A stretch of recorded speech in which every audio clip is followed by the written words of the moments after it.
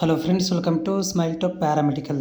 Friends, ಈ ವಿಡಿಯೋದಲ್ಲಿ ನಾನು ಈಗ ಫಸ್ಟ್ ಇಯರ್ದಲ್ಲಿ DHIನೋ ಅಥವಾ ತಮಗೆ ಇಷ್ಟವಾಗಿರುವಂಥ ಕಾಲೇಜು ಕೋರ್ಸ್ಗಳನ್ನು ಬದಲಾವಣೆ ಮಾಡಬೇಕು ಅಂತ ಇರುವಂಥ ಅಭ್ಯರ್ಥಿಗಳಿಗೆ ಫಸ್ಟ್ ಇಯರ್ ಈ ವರ್ಷ ಎಕ್ಸಾಮ್ ಬರೆದವರಿಗೆ ಮಾತ್ರ ಈ ಒಂದು ವಿಡಿಯೋ ಅನ್ವಯವಾಗುತ್ತೆ. ಮತ್ತು ಇದು ಚೇಂಜ್ ಆಫ್ ಕೋರ್ಸು ಮತ್ತು ಚೇಂಜ್ ಆಫ್ ಕಾಲೇಜ್ ಬಗ್ಗೆ ಮಾಹಿತಿಯನ್ನು ಕೊಡ್ತಾ ಇದ್ದೀನಿ. ವಿಡಿಯೋ ಪೂರ್ತಿಯಾಗಿ ಕೇಳಿ ನೋಡಿ. ಜೊತೆಗೆ ಚಾನಲ್ ಹೊಸಬರಾಗಿದ್ದರೆ ಚಾನಲ್ ಸಬ್ಸ್ಕ್ರೈಬ್ ಮಾಡ್ಕೊಳ್ಳಿ. ನೋಡಿ ಅಭ್ಯರ್ಥಿಗಳಿಗೆ 2025ನೇ ಸಾಲಿನ ಒಂದು ಚೇಂಜ್ ಆಫ್ ಕೋರ್ಸು ಕಾಲೇಜುಗಳು ನಿಮಗೆ ರಿಸಲ್ಟ್ ಬಂದು ಒಂದು 10 ಡೇಸಿಗೆ ನೋಟಿಫಿಕೇಷನ್ ರಿಲೀಸ್ ಆಗುತ್ತೆ. ಚೇಂಜ್ ಆಫ್ ಕೋರ್ಸು ಮತ್ತು ಚೇಂಜ್ ಆಫ್ ಕಾಲೇಜ್ ಬಗ್ಗೆ ಒಂದು ನೋಟಿಫಿಕೇಷನನ್ನು ಕೊಡ್ತಾರೆ. ಅದು ರಿಸಲ್ಟ್ ಬರಬೇಕು.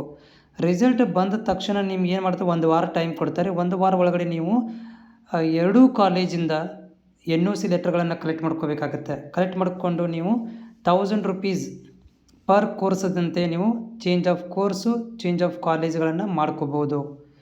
ಅದು ನಿಮಗೆ ಇನ್ನೂ ಲೇಟ್ ಆಗುತ್ತೆ. ಯಾವಾಗ ಆಗ್ಬೋದು ಅಂತಂದರೆ, ರಿಸಲ್ಟ್ ನೋಡಿ, ಈಗ 25ರಲ್ಲಿ ನೀವು ಆ್ಯನ್ಯುವಲ್ ಎಕ್ಸಾಮನ್ನು ಬರೆದಿರಿ. ಇದರಲ್ಲಿ ನೀವು ಪಾಸ್ ಆದರೆ ಓಕೆ. ಸೊ ಆಫಿಷಿಯಲಿ ಅಂತೂ ಅನೌನ್ಸ್ಮೆಂಟ್ ಇಲ್ಲ. ಮಿನಿಮಮ್ 2 ಸಬ್ಜೆಕ್ಟ್ ಪಾಸ್ ಆಗಿರಬೇಕು ಅಂತ ಬಾಯಿ ಲೆಕ್ಕದಲ್ಲಿ ಮಾತ್ರ ಇದೆ.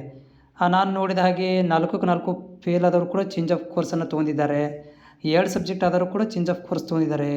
ಆಮೇಲೆ 4ಕ್ಕೆ 4 ಸಬ್ಜೆಕ್ಟ್ ಆದರೂ ಕೂಡ ಚೇಂಜ್ ಆಫ್ ಕಾಲೇಜುಗಳನ್ನು ಕೋರ್ಸ್ಗಳನ್ನು ತೊಗೊಂಡಿದ್ದಾರೆ. ನಾನು ನೋಡಿದ್ದೀನಿ. ಬಟ್ ಪೇಪರಲ್ಲಿ ಇನ್ನೂ ಕಡೆ ಏನಪ್ಪ ಅಂದರೆ ಮಿನಿಮಮ್ ಎಷ್ಟು ಎಲಿಜಿಬಿಲಿಟಿ ಇರಬೇಕು ಅನ್ನೋದನ್ನು ಮೆನ್ಷನ್ ಬೋರ್ಡ್ನವರು ಮಾಡಿಲ್ಲ. ಆದರೆ ನಿಮಗೆ ಚೇಂಜ್ ಆಫ್ ಕೋರ್ಸು ಮತ್ತು ಚೇಂಜ್ ಆಫ್ ಕಾಲೇಜ್ ನನ್ನ ಪ್ರಕಾರ ನಿಮಗೆ ಫೆಬ್ರವರಿ ಮಂತಲ್ಲಿ ಬರ್ಬೋದು. ನನ್ನ ಪ್ರಕಾರ ಹೇಳ್ತಾ ಇರುವಂಥದ್ದು. ಪ್ರತಿ ವರ್ಷವೂ ಕೂಡ ಅವರು ಫೆಬ್ರವರಿ ಮಾರ್ಚ್ ತನಕನೂ ಹೋಯ್ತಿದ್ರು. ಈ ವರ್ಷ ಸ್ವಲ್ಪ ರಿಸಲ್ಟ್ ಏನಾದ್ರು ಜನವರಿ ಮಂತಲ್ಲಿ ಬಂದರೆ ಫೆಬ್ರವರಿ ಮಂತಲ್ಲಿ ನಿಮಗೆ ಚೇಂಜ್ ಆಫ್ ಕೋರ್ಸು ಮತ್ತು ಚೇಂಜ್ ಆಫ್ ಕಾಲೇಜಿನ ನೋಟಿಫಿಕೇಷನನ್ನು ಬಿಡ್ತಾರೆ.